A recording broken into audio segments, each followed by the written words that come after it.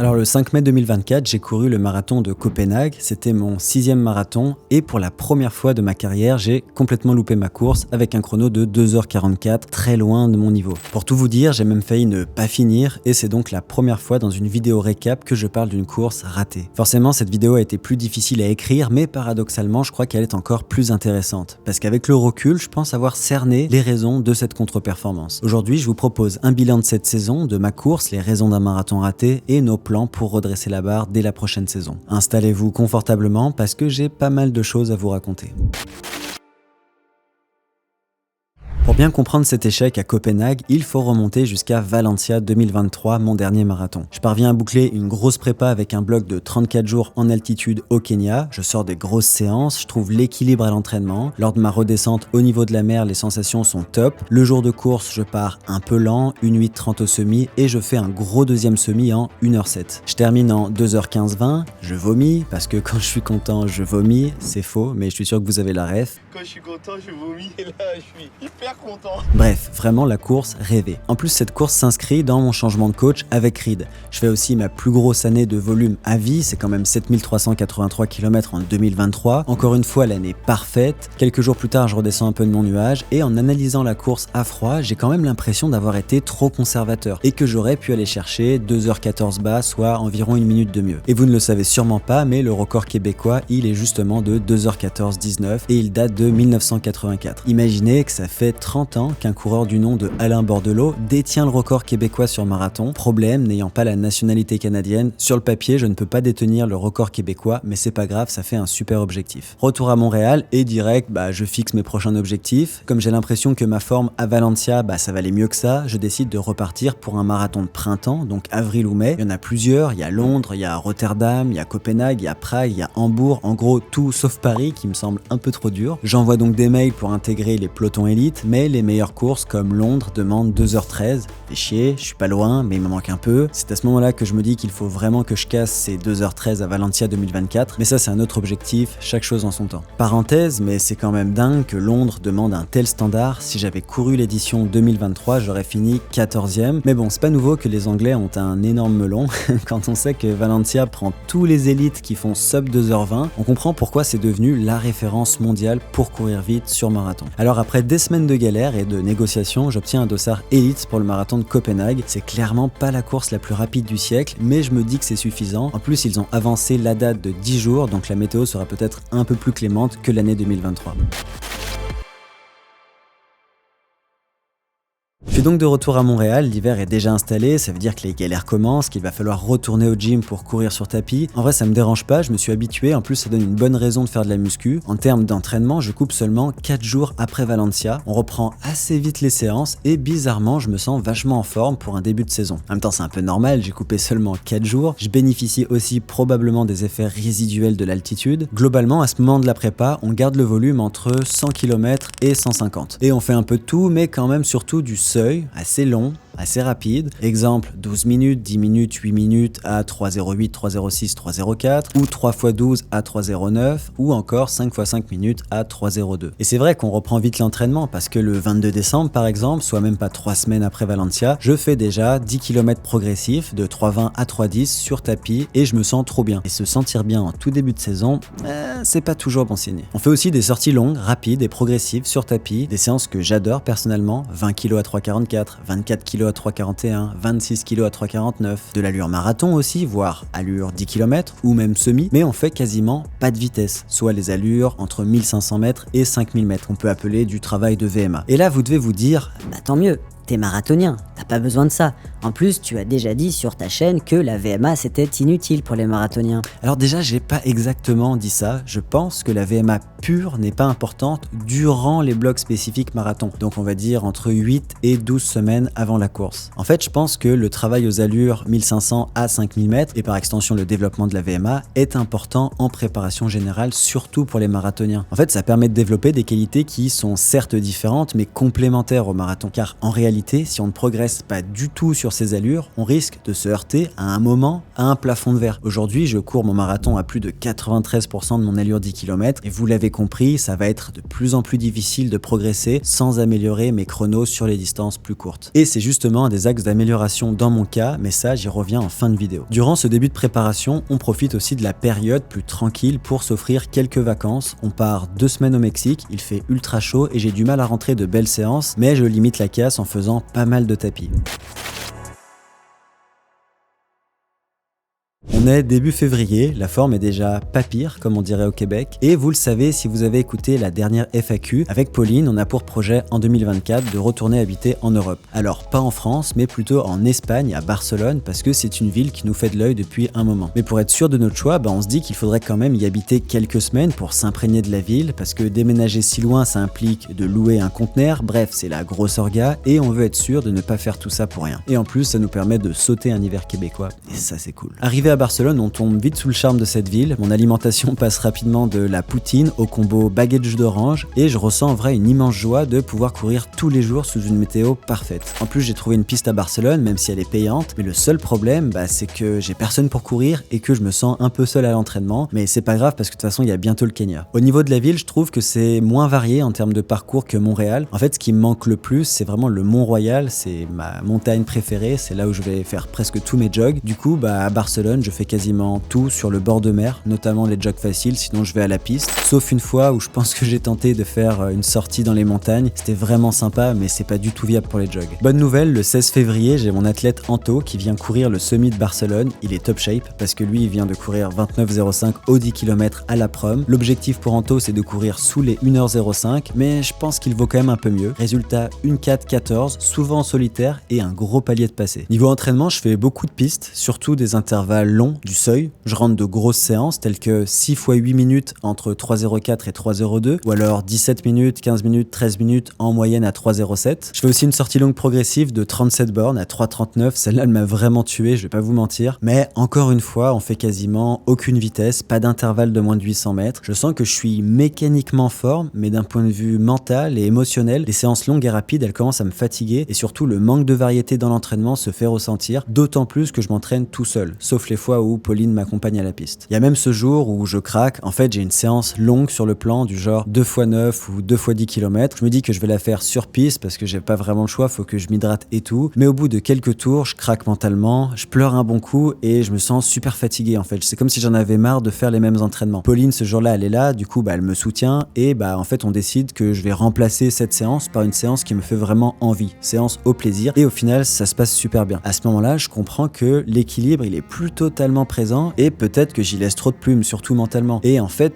tu peux être en forme mécaniquement, mais si t'as pas la flamme, en fait, ça va nulle part. Heureusement, il y a quand même de bons moments durant cette période d'entraînement, notamment la fois où on part à Séville pour le marathon. J'ai 2 amis qui sont aussi des coachs Runwise qui visent de courir autour de 2h30, Aurélien et Patrick. J'en profite donc pour faire ma sortie longue. Alors là-bas, on prend une grosse claque parce que la ville est sublime, la course se passe bien en plus, j'ai de bonnes sensations. Patrick, il termine en 2h30-40, presque le sub de 30. Malheureusement pour Aurélien, il passe à côté de sa course, ça arrive, merci le Covid. Et de mon côté, comme j'ai arrêté au 30e kilomètre, j'ai la chance d'assister à l'arrivée du marathon. Je suis témoin de l'incroyable double record de France par Morad et Méline. Certains oseront remettre en question la performance de Morad et son chrono de 2h03,47, qui, soit dit en passant, loupe le record d'Europe de seulement 12 secondes. Mais honnêtement, son 2,5,22 à Paris en 2022 était à mon avis du même niveau, si ce n'est pas mieux. Alors je suis presque triste de quitter Séville. J'ai eu un véritable coup de cœur pour ce marathon qui est à la fois rapide et magnifique. C'est sûr que je reviendrai, que ce soit en tant que meneur d'allure ou pour faire un gros chrono. Retour à Barcelone pour continuer la prépa. Je ressens le besoin de prendre un dossard pour tester la forme. Coup de chance, le semi de Lisbonne a lieu le 17 mars. C'est une course rapide avec un peloton élite international. Je parviens facilement à rentrer dans la course. L'objectif, c'est de faire certes un RP, mais pas trop ambitieux, du genre une 5, une 6, voilà, juste mieux que mon 1,6,30. Une semaine avant, je participe au marathon de Barcelone sans dossard. Je fais 36 km à 3,40 en mode sortie longue progressif.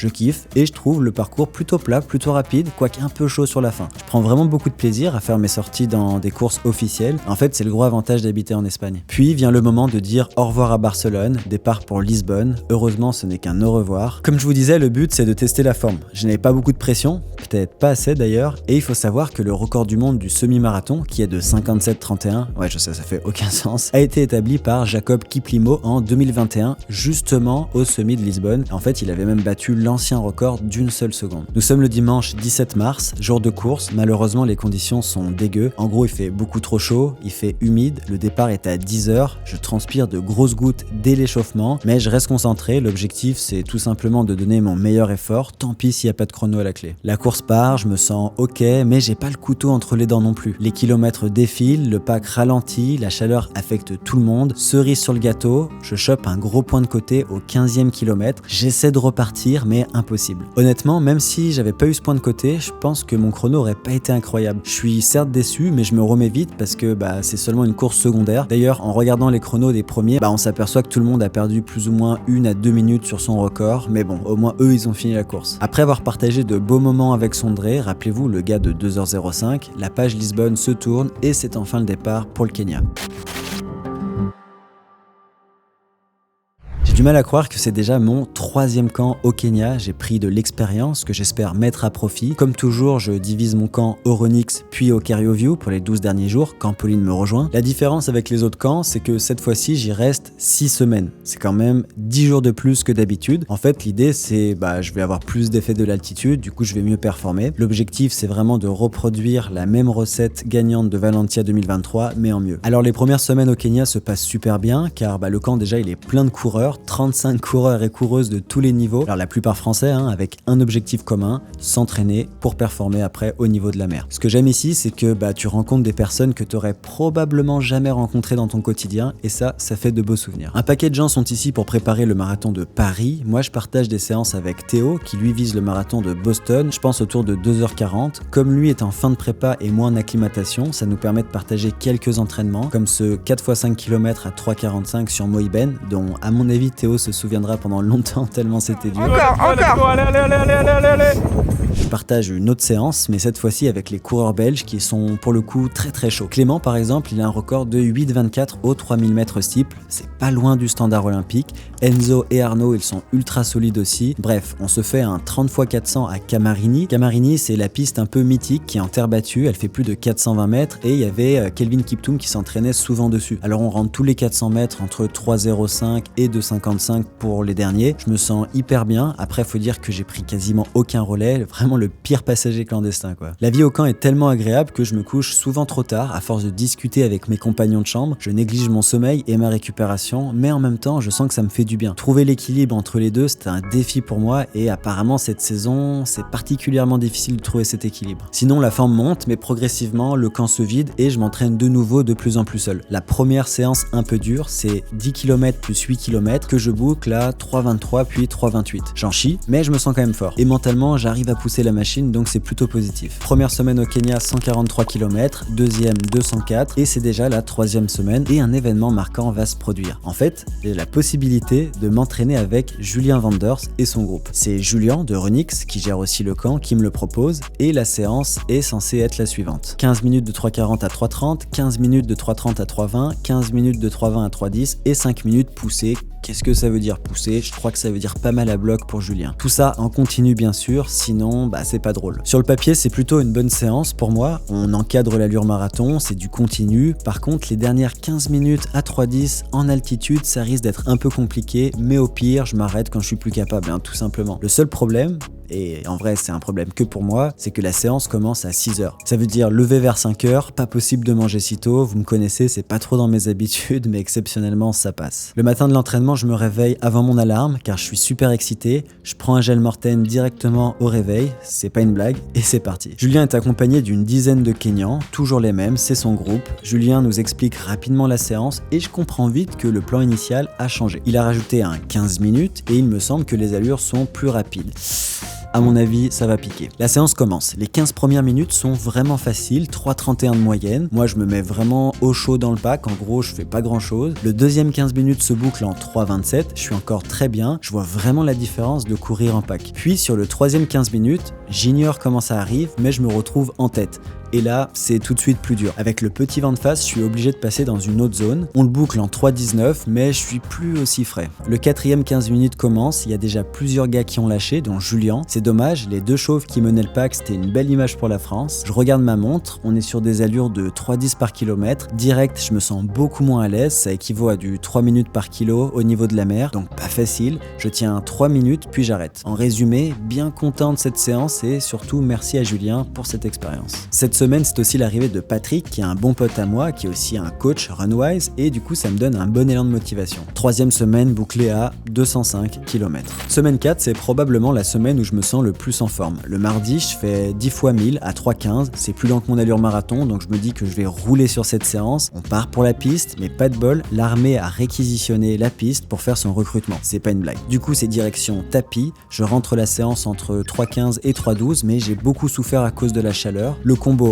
altitude plus chaleur plus tapis, c'est vraiment jackpot. Mais la vraie grosse séance, c'est samedi, j'ai 5 fois 5 km effort marathon, soit 25 km de qualité, le plus gros entraînement de la saison. Je pars seul avec Dan, tôt le matin pour éviter le vent, j'ai de super sensations dès l'échauffement que je fais à 3,32 par kilomètre, après il faut dire que ça descend pas mal, puis 5 fois 5 km à 3,21 de moyenne sur la boucle de Cap Touli qui est pas si facile. Je suis très content, ça me donne un beau 40 km à 3,27 et surtout le plus important, un post Ronix. Alors cette séance, elle est tellement abusée que Morad il me demande si j'en refais une bientôt, mais comment t'expliquer Morad? Tu fais 2h03. En gros, tu me mets littéralement 3,6 km au marathon. On peut pas s'entraîner ensemble, c'est pas possible. Bref, cet entraînement vient boucler une semaine de 185 km et le dimanche, je prends off, j'écoute le coach. Puis s'en vient enfin la dernière semaine de charge avant l'affûtage. Encore une séance sur tapis qui se passe bien, mais dans les mêmes conditions difficiles. Honnêtement, j'espère presque qu'il fera chaud à Copenhague pour tester ma résistance à la chaleur. C'est aussi la semaine où Pauline me rejoint. J'ai vraiment hâte et ça veut aussi dire que je pars au Kerio View pour finir mon camp. Dernière grosse séance à J-15. Sur le plan, c'est 12 km puis 5 km. Effort marathon. Je fais 12 km à 3,20, mais je trouve ça plus difficile que ça devrait et surtout, je sens que j'en ai eu assez. Alors je fais seulement un 3 km à 3,24 au lieu d'un 5 km qui devait être plus vite que 3,20. En fait, je sens que c'est pas la forme qui pêche, mais plutôt la tête qui a plus envie de bouffer des grosses séances et des entraînements marathon. En plus, je suis tout seul, je vais toujours aux mêmes endroits. Bref, je me sens un peu brûlé mentalement, je pense. Et même si Dan et Pauline, ils m'accompagnent à moto, au final, je cours quand même tout seul. Bref, ça boucle une semaine à 188 km. Première semaine d'affûtage, enfin, rien de spécial si ce n'est que je me sens fatigué, mais ça c'est normal. Je dirais que c'est même moins pire qu'avant Valencia. Alors, fini les séances longues spé marathon, je fais 7 fois 800 mètres le mardi et 3 fois 3000 mètres le vendredi pour un total de 150 km. Et nous voilà la semaine de course, j'ai décidé de faire lundi, mardi, mercredi au Kenya avant de quitter pour Copenhague, mais avant ça une dernière séance le mardi que je fais sur tapis, 4 fois 200 mètres comme je fais toujours avant mes séances de qualité, puis 15 minutes, 4 minutes, 3 minutes, 2 minutes, 1 minute, en gros des allures autour de 3 du kilo, sauf pour le 15 minutes où je fais un espèce de progressif entre 3,32 et 3,24,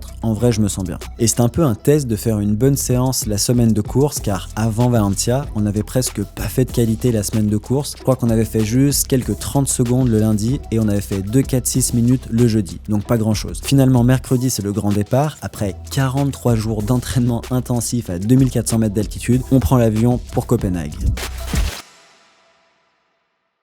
Alors bienvenue à Copenhague. Premièrement ici il y a environ 5 vélos pour chaque voiture. Deuxièmement les Danois consomment plus de bonbons par habitant que n'importe quel autre pays européen. Et troisièmement ils sont pétés de thunes avec un salaire moyen de, tenez-vous bien, 6100 $ par mois. C'est tout ce que vous avez besoin de savoir sur le Danemark. Je plaisante bien sûr. Jeudi premier jog au niveau de la mer. 9,5 km à 4,18, pour le coup super sensation. Le lendemain j'ai une petite séance, 2 x 30, 2 x 15, 2 x 2. Je fais du 3,09 de moyenne, c'est censé être mon pace marathon visé. Je me dis mais impossible, j'ai déjà de la galère en fait. Et là, les sensations sont pas ouf. C'est un peu poussif, surtout biomécaniquement. J'ai l'impression de plus trop savoir courir. J'ai du mal en fait à retrouver une foulée fluide, un peu comme quand on revient d'une coupure de genre 2 semaines. Puis dernier jog à J-1 avec Johan, mon athlète qui court aussi Copenhague, qui va viser entre 2,22 et 2,23. 8 km à 5 au kill, facile, rien de spécial, et on croise les doigts pour le lendemain. Cette journée-là, je reçois aussi un DM sur Instagram de Ross Braden,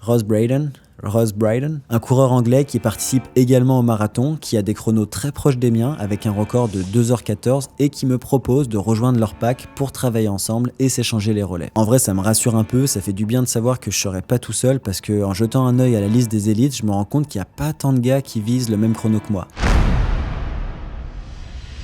Jour de course, enfin, je suis excité. Après un échauffement de 2,4 km et quelques accélérations, il est temps de s'aligner sur la ligne de départ quand soudainement, le coup de feu retentit, ça prend tout le monde par surprise et c'est parti, classique quoi. Donc voici mon plan de course. Passer au semi entre 1,720 et 1,730, puis essayer d'accélérer un peu dans la deuxième moitié pour finir en 2,14. Honnêtement, battre mon record même d'un peu, ça aurait été déjà énorme, surtout que le parcours il est plus lent que Valencia et que la densité des coureurs elle est beaucoup plus faible. Rapidement, un groupe de 5 se forme avec le fameux Ross, ainsi qu'un autre anglais, un danois et un portugais. On dirait un peu le début d'une blague des années 2000, mais bon. On passe le premier 5 km en 16,02 sur des bases de 2,15-20, soit exactement mon record, c'est plutôt bien. On s'échange les relais, ça roule bien, je me sens ok, mais de toute façon ça me prend toujours pas mal de temps pour trouver mon rythme. Passage aux 10 km en 32 minutes et les kilomètres s'enchaînent. On est super constant jusqu'au semi, 16,02, 15,59, 15,58, puis un autre 15,58. Passage au semi en 1,729, soit tout juste 2h15. Mais le problème, c'est que notre pack commence à exploser. Ce que je vous ai pas dit, c'est que plus tôt dans la course, nous avons dû traverser un énorme groupe de coureurs à cause d'un parcours mal pensé pour les élites. En fait, vers le 13e kilomètre, un bénévole nous indique de tourner à droite, au bout de la rue. Problème, il y a des centaines de coureurs sur plusieurs mètres de large et nous sommes obligés de les bousculer pour nous frayer un chemin. Déjà, je m'excuse pour les personnes que j'ai bousculées, mais ça nous coûte pas mal d'énergie et on perd au passage un membre de notre petit groupe. J'ai même vu un élite au loin qui n'a carrément pas tourné car c'était pas vraiment indiqué et le pauvre a dû DNF. Nous passons au 25e kilomètre en 1h20, soit sur les bases de mon record, mais nous sommes déjà plus que 3. La différence, c'est qu'à Valencia, j'étais beaucoup plus frais à ce moment de la course car j'étais passé en 1,815, soit 46 secondes plus lent, en plus sur un parcours plus rapide et dans un énorme peloton bien à l'abri. Le tournant de la course, malheureusement, c'est au kilomètre 27, je commence à sentir un point au niveau du ventre, exactement le même qui m'avait obligé à m'arrêter au semi de Lisbonne. Sauf que cette fois, c'est mon objectif de saison et j'ai pas le droit d'arrêter. Pas après tout ça, pas après avoir fait autant d'entraînement, pas après avoir autant galéré, bref, c'est impossible. Du coup, je serre les dents, j'essaie de compresser mon poing. Le portugais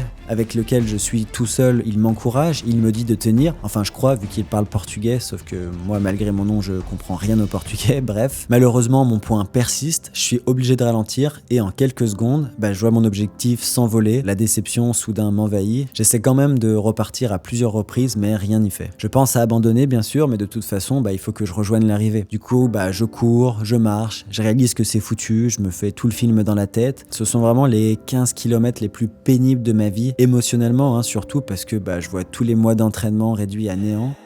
Je reçois des encouragements des spectateurs, certains me disent « Let's go Runwise, lâche pas ». Moi ça me rend triste forcément. Je pense aussi à Pauline qui ne doit rien comprendre. Elle doit avoir vu que mon allure a complètement ralenti sur l'application, mais elle doit être triste mais aussi inquiète, bref je sais pas trop. Et au fond je pense que c'est ça le plus dur, je pense que c'est de ne pas arriver à rendre fiers tous les gens qui croient en mon projet, du moins qui m'accompagnent. Mais voilà, je fais face et j'ai envie d'assumer aussi mon premier échec au marathon car je me dis que au final ce sera probablement une belle source de motivation pour la suite. Je rattrape aussi un élite canadien qui s'appelle Ben Pressner. Alors lui il est venu pour courir le standard olympique en 2h08-10. Malheureusement il a aussi loupé son objectif. Le pauvre il avait couru 2h08-58 au Japon en février, ratant son objectif de seulement 48 secondes. Ça c'est vraiment un sport cruel quoi. C'est vraiment dur mais ça me fait relativiser parce que lui il vient de manquer les Jeux olympiques tandis que moi c'est juste un record personnel qui s'envole. Bref, après plus d'une heure interminable, je décide de franchir la ligne d'arrivée en 2h44 sans trop me soucier du chrono parce que de toute façon c'est un peu anecdotique. Cependant, s'il y a une performance à retenir, c'est sans doute celle d'avoir réalisé le plus gros positive split de l'histoire avec un deuxième semi en 1:36:44, soit 29 minutes de plus. Voilà, je rejoins enfin Pauline, je lui explique rapidement ce qui est arrivé, on se serre dans les bras, on pleure un coup et on rentre direct à notre Airbnb.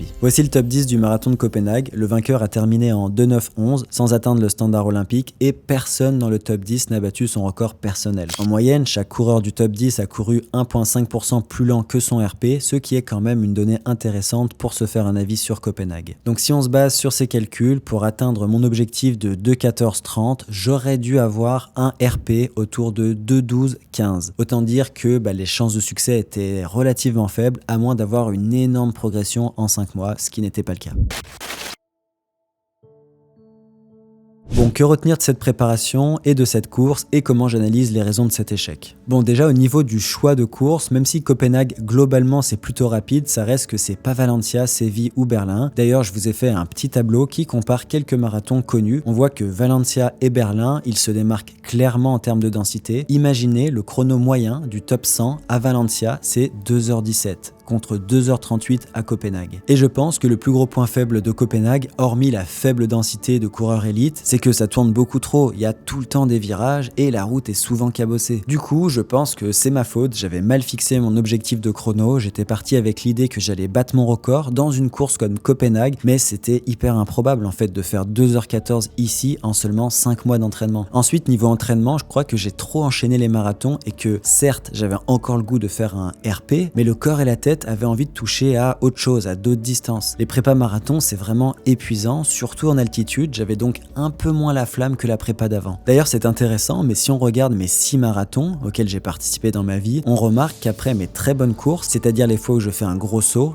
j'en ai souvent une moins bonne qui suit, ce qui est plutôt logique, je pense. Mais tout ça ne doit pas faire oublier la préparation en tant que telle, et à ce niveau-là, je pense qu'il y a des choses à améliorer. Alors, on en a déjà parlé avec Reed, mon coach, je lui ai envoyé un maxi mail qui détaille tout ça, et il était d'accord avec moi. Voici mon analyse, je vais faire le plus simple possible parce que c'est quand même technique. Ces dernières années, nous avons énormément travaillé sur le volume, le SV2, des entraînements spécifiques marathon et des sorties longues globalement. Mais le truc, c'est qu'on a fait très peu d'allures 1500, 3000, 5000. Et ça, quelle que soit la saison. Du coup, je suis devenu très économe à mon allure marathon, très endurant de façon générale, et j'arrive à maintenir une haute fraction de mon allure, on va dire 10 km sur marathon, genre entre 93 et 94%. La preuve de mon économie sur marathon, c'est qu'à Valencia, ou même à Copenhague, je suis autour de 154 battements par minute en moyenne, soit 86% de ma FC max, alors que j'ai couru mon premier sub de 20 autour de 160. Ça veut dire déjà que ma capacité de maintien, elle s'est un tout petit peu dégradée, mais ça reste quand même ma force. Mais c'est surtout mon économie de course, notamment à allure marathon, que j'ai optimisé. Le problème, c'est que je ne peux pas progresser à l'infini en améliorant seulement mon économie de course. Il va falloir à un moment améliorer aussi mes allures qui chapeautent le marathon, donc on va dire entre 1500 mètres et 10 km, car à la fin, ça me semble très difficile de courir 2h10 au marathon avec un chrono de 30 minutes au 10 km. Ça voudrait dire que je dois tenir 97% de mon allure 10 km. Je pense que certains japonais y arrivent, mais c'est pas la voie la plus facile. Alors je vous ai fait une petite matrice pour bien comprendre cette idée qui est importante et pas seulement sur marathon. Tout ça, ça marche sur n'importe quelle distance. En haut, ce sont les vitesses qui encadrent mon allure 10 km avec au milieu 20 km/h pour 30 minutes au 10. On va partir du principe que c'est mon chrono, mais en vrai, c'est possible que je vaille quand même mieux que ça. La colonne de gauche représente les pourcentages de maintien et tout le reste, ce sont les chronos au marathon. Exemple, si je vaux 30 minutes au 10 km et que je maintiens 94% de mon allure 10 sur marathon, ça donne un chrono de 2h14:40. Donc si je ne m'améliore pas aux 10 km, que je maintiens les autres facteurs constants, mais que j'arrive à maintenir 95% au lieu de 94, ça me permet de courir 2h13:15. Et les cases en vert montrent qu'il existe en fait plusieurs combinaisons possibles entre le pourcentage de maintien et le temps sur 10 km pour courir autour de 2h14:10. Maintenant, imaginons que je fais 29-25 au 10 km, une allure de 20,4 km/h. Cette fois, pour courir proche de 2h14:40, je dois maintenir seulement 92,2% de mon allure 10 km contre 94% tout à l'heure. Je suis donc plus à l'aise biomécaniquement et je peux potentiellement résister plus longtemps à la fatigue et finir plus fort. Par contre, tout ça est vrai à condition que tous les autres facteurs tels que l'économie de course restent constants. Et cette précision est importante parce qu'à chaque fois qu'on travaille une qualité, on vient potentiellement changer l'équilibre physiologique du corps. C'est pour ça que l'entraînement marathon des élites, c'est aussi complexe. Il faut avoir le parfait diagnostic pour un athlète donné et trouver le parfait mix entre vitesse, endurance et spécificité. Et surtout éviter de suroptimiser un paramètre inutilement. D'ailleurs, pour avoir discuté de tout ça avec Sondré, il semble que mon raisonnement tienne la route. Le deuxième problème de ma prépa, c'est que j'ai manqué de spécifique. Pas au sens de l'endurance générale, car j'ai fait beaucoup de volume, des sorties très longues et même parfois rapides, mais je n'ai pas assez bossé, je pense, le 3,10 par kilomètre sur des longs intervalles. C'est ce que j'explique à Reed dans mon mail, et la différence entre du 3,20 et du 3,10, c'est énorme en fait. J'avais donc un manque de résistance musculaire autour des 3,10 par kilomètre, car vous le savez, c'est au 30e que le marathon commence. Sauf que le problème de l'altitude, c'est qu'il est difficile de faire du spécifique à la vraie allure visée. Typiquement, au niveau de la mer, je pourrais faire 10 km plus 8 km à 3,10, voire plus vite, ou même un semi,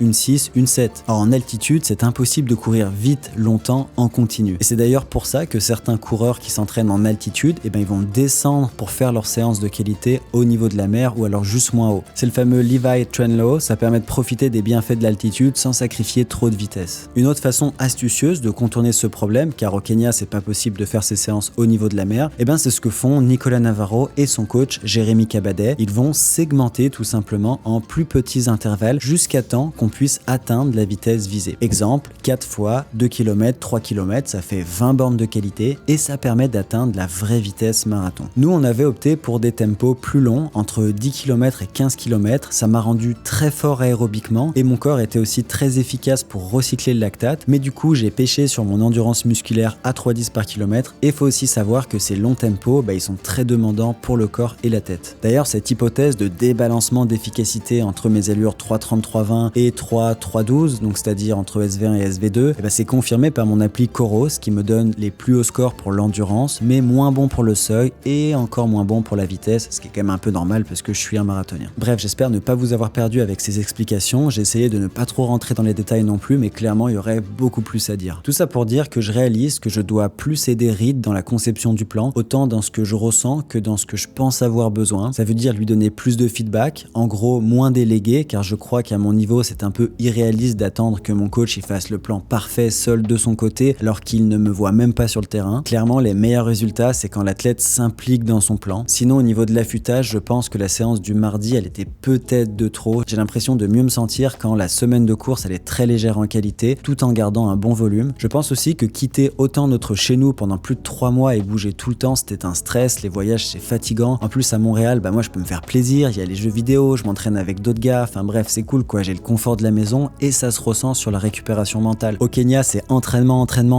et la récupération, ça consiste surtout à ne rien faire. C'est cool au début, mais c'est pas très excitant. On est vite dans la redondance. Heureusement, il y a les autres stagiaires pour discuter. Et dernière chose qui m'a manqué, c'est de m'entraîner en groupe. Les quelques séances que j'ai pu partager avec d'autres gars m'ont fait vraiment du bien au moral. C'est clairement un aspect que je vais moins négliger dans le futur. Alors concernant la saison prochaine, déjà j'ai pris 12 jours sans courir du tout. On est parti voir Mickey et Minnie à Disney et en vrai ça faisait un moment qu'on n'avait pas pris autant de plaisir, même si on a eu la gerbe pendant des heures. Vous savez qu'on se prend 6G dans Avenger. Le machin passe de 0 à 100 km/h en 2,8 secondes. En fait ça fait aucun sens. Bref, ça m'a fait grave du bien. La prochaine saison, je ressens l'envie de faire des distances plus courtes, entre 1500 mètres et 5000 mètres. C'est cohérent avec mon analyse, à la fois pour regagner en fraîcheur mentale, mais aussi pour bosser les qualités qui vont rehausser ce fameux plafond de verre, parce que quand je regarde toutes les séances de qualité que j'ai fait durant ma prépa, c'est très rare que je cours à plus de 90% de ma VMA. Et quand c'est le cas, ce sont des mini-séances du genre 10 fois 40 secondes. Donc le but, c'est pas de changer toute la recette puisqu'elle fonctionne, mais plutôt de bouger quelques curseurs. Donc prochaine saison, ça veut dire garder le volume entre 100 et 150 km par semaine, ne pas faire de sorties trop longues, on va dire entre 20 et 25 km maximum, rien de spécifique marathon, orienter l'entraînement sur l'amélioration de ma vitesse 1500 1500 mètres à 5000 mètres, donc plus d'éducatif, de pliométrie, de muscu, de courses intervalles, de travail de pied, de gamme, etc. Et maintenant, je dois trouver quelques courses de 1500, 3000, 5000 mètres cet été, mais en acceptant l'idée que c'est possible que je n'arrive pas à atteindre mes équivalences marathon sur ces distances. En vrai, des objectifs réalistes, ce serait casser le 4 minutes au 1500 déjà, 8:30 au 3000 et 14:30 au 5000, je serais déjà bien content avec ça, faut bien commencer quelque part. Voilà, c'est tout pour cette vidéo. Si vous êtes resté jusqu'au bout, bravo, parce qu'il y avait un paquet de trucs. J'espère que cette vidéo vous a plu, que vous avez appris des choses, que ça va alimenter votre réflexion sur votre propre carrière de coureur. N'hésitez pas à me dire ce que vous pensez de tout ça d'ailleurs, et moi je vous dis à très vite dans une prochaine vidéo. Ciao les machines.